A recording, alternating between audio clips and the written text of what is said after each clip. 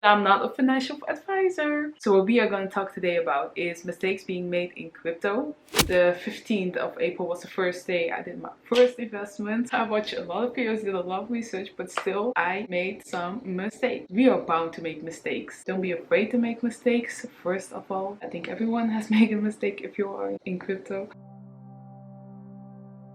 If you don't do any research and you just are like, yo, I want some coins, I just want an investment. I don't know where to start, but I would just put some money into it and pray and hope for the best. That is the biggest no-go in this whole industry. A lot of people are not experienced at all and just go straight into it. No, baby girl or baby boy. You need to dive in, not head first with investments. No, you need to dive head first. I think head first into the research. The research is so important because at the end of the day, if you don't know what you're investing in, why are you buying it? For example, if you buy a pair of sneakers, maybe not sneakers, let's say you do a big investment like a TV. You obviously want to know what's the experience of other people. You want to know a little bit more about the product before you actually invest your money into it, because you want to know, like, okay, is it really worth my time? And not only my time, but also my money. You can use a fundamental research, which gives you, for example, two options, and one of the options is a quantitative analysis based on hard numbers such as profit, revenue, and even assets, and the qualitative fundamentals are less tangible. This may include things like brand recognition or even patents. In crypto, it is also very important to look at the different launches that are coming up in the next few weeks. On the other hand, you can also apply a technical analysis, meaning you follow the movement of the charts by adding, for example, different tools or indicators to indicate what the price is gonna be.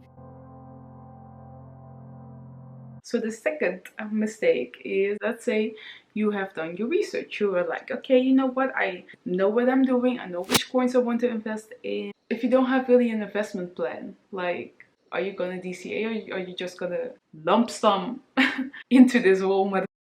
I was very excited about one of the investments I've researched, and I was like, you know what? I am gonna dive head first into the investment thingy, not even dabble. But quickly that turned into a lot more that I was not expecting for and not counting for. If you have, for example, 1K, it's very nice to look at the possibilities you have. So dollar cost averaging is basically dividing your money into different weeks or months, making sure that you invest regularly.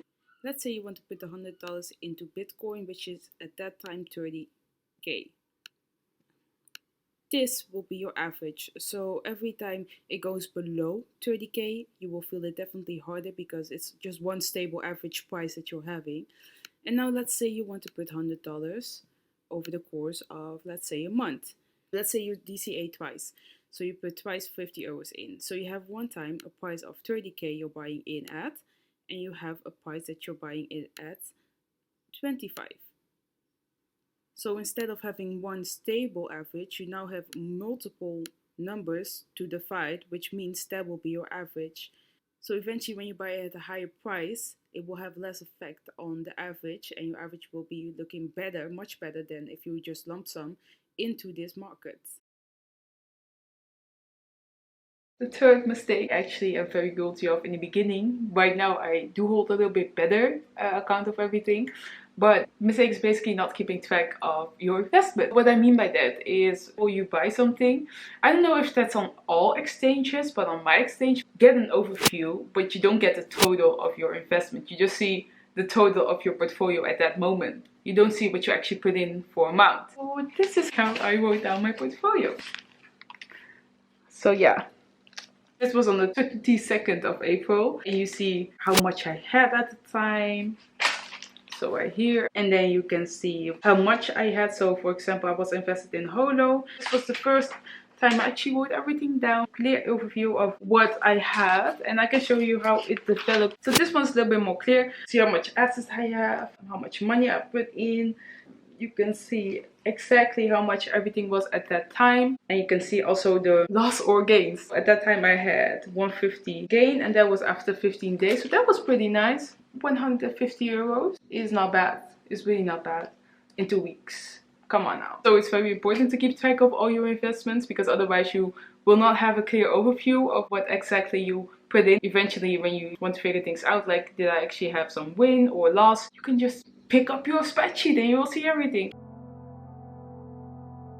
Mistake number 4 is FOMO. So FOMO is basically fear of missing out. Every time you see Bitcoin going crazy, going up, you know, to the moon and stuff like that, you FOMO in. So you just go and put some more money into it. That's not really smart because you actually are buying at a higher point. You never know when it will go down. So it's always great to, again, do your own research before you FOMO in. If that was your plan, of course, do it. Go for it. But if it wasn't your plan, you're just like, I'm getting off track with my plan because of the FOMO I'm feeling right now, because FOMO is a real thing. So maybe find things that you can do outside instead of, you know, looking at the charts. It's easier said than done, I know it. But instead of looking at the charts, define your strategy. Define your exit strategy, for example, or other strategies. So just take time for that. And the same counts for when it's going down and you're feeling a little bit down. Don't let FOMO get to you. Try to find new ways that work for you and your circumstances, that you can actually eliminate the FOMO. And that brings me to mistake number 5. It's the mistake of buying high and selling low. I've definitely bought some things at a way too high price at that time. Some of the first things I wrote down literally was like, buy low, buy low, buy low. And did I buy low? No, honey, I did not buy low. April, see here, I literally wrote down, sell at green, buy it red.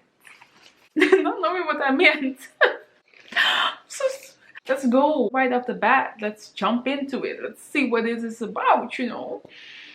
You can fix that mistake. Don't be worried if you are like, oh my god, I went in way too hard at a way too high price. Don't worry, I got you. DCA your way through it. It's amazing. It's an amazing technique which helps you not only with the FOMO and all the feelings that you're feeling, you know, during the whole investment period, during crypto, because not all investments are like that. Not everything is so volatile. Don't feel discouraged because you're seeing everything in green right now and you're thinking like, oh my god, it's never gonna go to green. There will be a few days that it will go to green, honey. There will be a few days because it's volatile. It's not going like this. It always is going like this. Just appreciate the days that are in red. Those are great days to accumulate. Not all red days mean immediately invest today. Sometimes it's good to wait a few days. Sometimes the day after that is going to green again. That's okay. Just let it go. You try to set it through. The mistakes and the opportunities are limitless. Learning never stops. Growing never stops. I am a noob, so take your time, take your research, take your knowledge and put it into the bank. That was my video for today. I hope you guys enjoyed it. If you do, please subscribe. I would appreciate that. And have a nice day.